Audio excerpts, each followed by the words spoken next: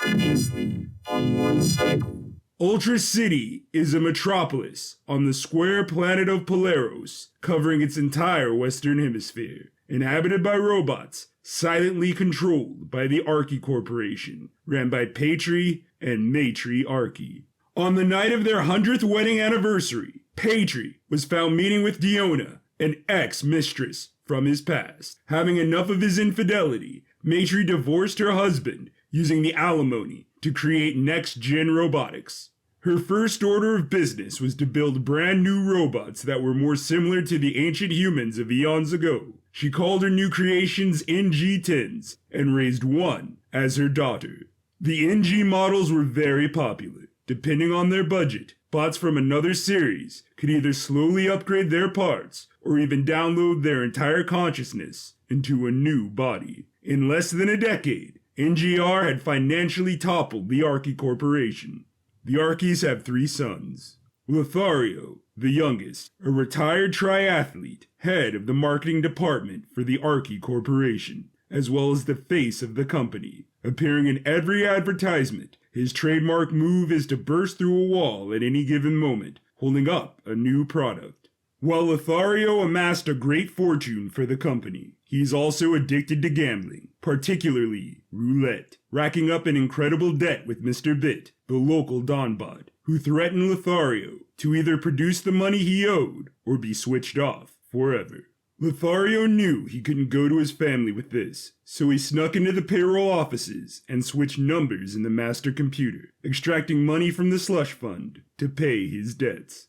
Protag, the middle child, overcompensated his insecurity with a hyper-positive attitude that was as transparent as it was overbearing. Recently, he had suspicions that his wife, Wanda, was cheating on him, and that his teenage daughter, Rory, was not his. He hired an expensive, yet discreet, private investigator bot to get to the bottom of the controversy, finding out that his wife was having an affair with Antag, his eldest brother.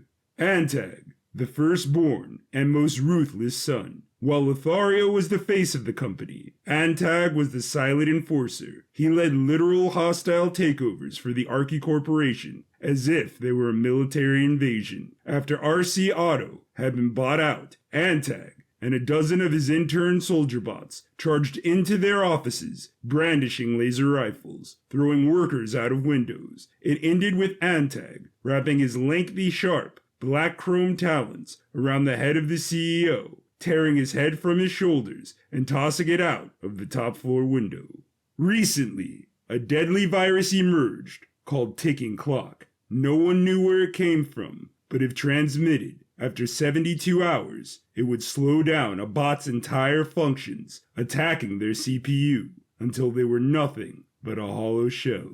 Patry went to Capital City General for his annual physical, where he was ambushed by his evil twin brother, K0B01T. They fought. K0 was victorious, then injected his brother with a USB needle containing the dangerous virus. Patry passed out, with everything fading into darkness.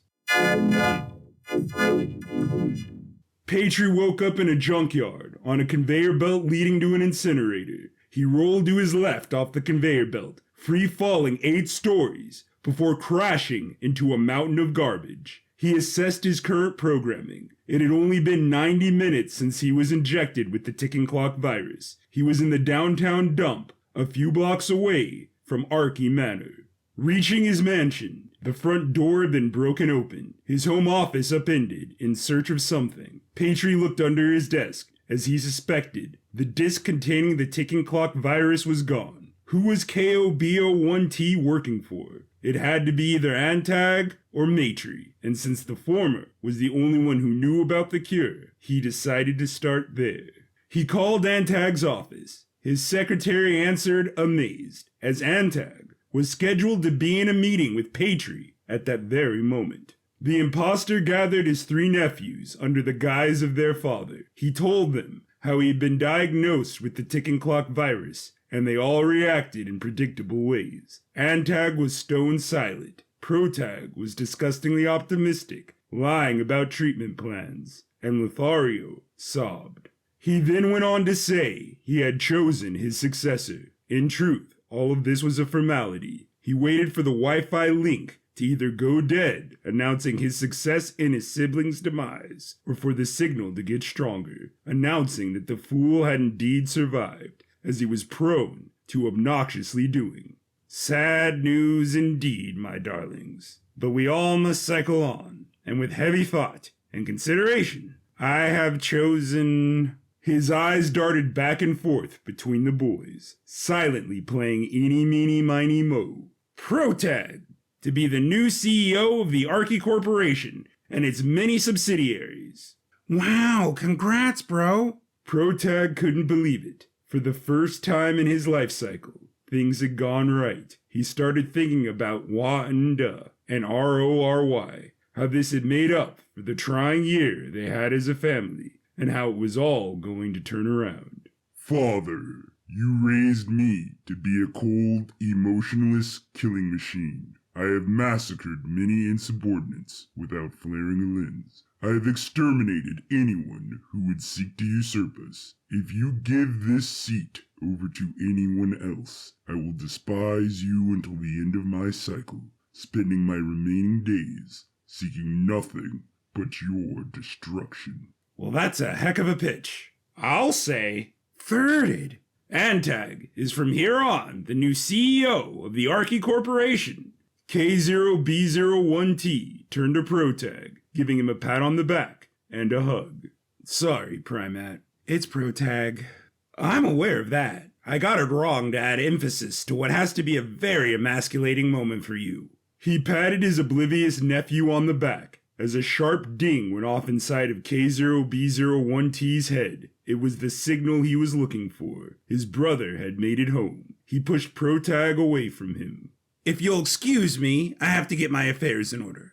He sped out of the office in a blur. Sidekick, the family butler bot, was perplexed, running after his master, leaving the Archy sons behind. Antag took this moment to pace in front of his brothers. Protag, you will be my vice president. Just because I hate you does not mean I cannot work with you. Thanks. That means a lot. Lothario, you can keep your position as head of marketing. Dig it. Our first order of business.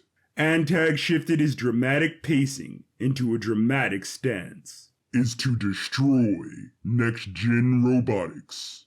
You just listened to One Cycle to Span, Season 1, Episode 13, Part 1. This audio drama was written, recorded, performed, and edited by Drew Manning. If you enjoyed it, please stay tuned to this channel. Thank you for your time. Have a great one.